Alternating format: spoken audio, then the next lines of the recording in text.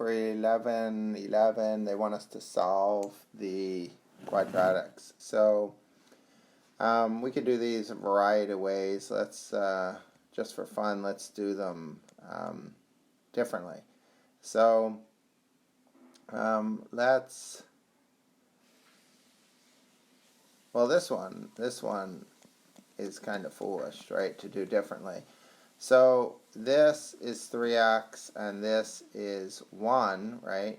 And if I multiply them, I get half the middle term. So this factors to 3x minus 1 squared, right? So equals 0. So zero product property says 3x minus 1 has to equal 0. So 3x equals 1, x equals 1/3, right, for A.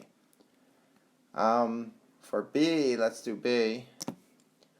B, we have x squared plus x plus 1 equals 0. Let's complete the square for this one, right? So we have x squared plus x equals -1. We take half the middle term, which is a half, and add it to both sides. So that's plus 1/4. A half squared is 1/4, right? So this factors to x plus 1/2 squared equals, this is -4/4 plus 1/4. That's -3/4. And now we have to take the square root of both sides. But when we go to take the square root of both sides, the right-hand side is negative, so this has no solutions, right?